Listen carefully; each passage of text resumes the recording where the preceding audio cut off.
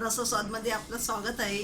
आज आपण बघणार आहोत सुरमईची मालवणी पद्धतीत फ्राय। त्यासाठी लागणारे साहित्य बघूया।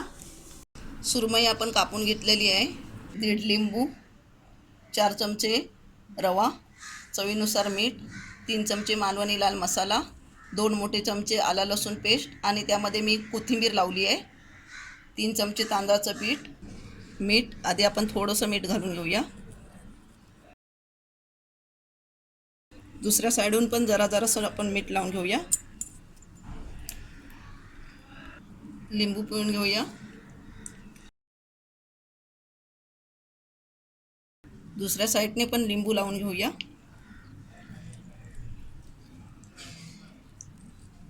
कोकमाचा रस लावला तरी चालेल।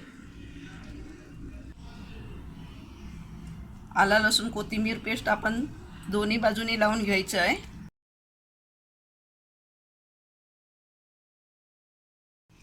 मसाला दोन्ही बाजूने जरासा लावून घेऊया।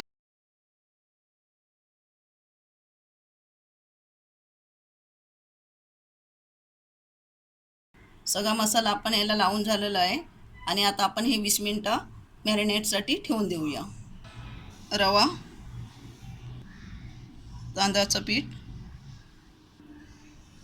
मालवणी लाल मसाला, चवीनुसार मीठ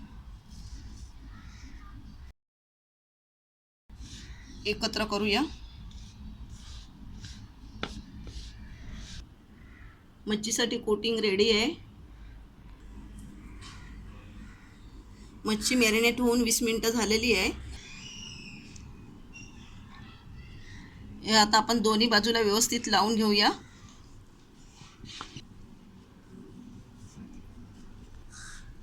हे आपलं असं लावून झालेलं आहे मसाला। आता बाकीची लावून घेऊन आपण फ्राय करून घेऊया।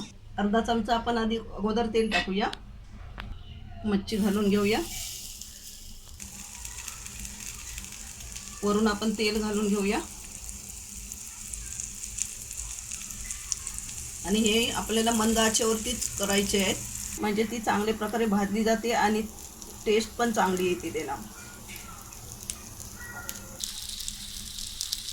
स्लो गॅसवर 10 मिनिटं झाली आहे। आता आपण परतून घेऊया मच्छी।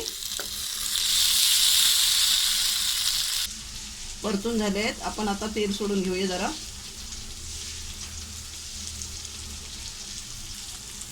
परतून झाल्यानंतर आपण आता हे 5 मिनिटं चांगली फ्राय करून घेणार आहे मंद आचेवरतीच।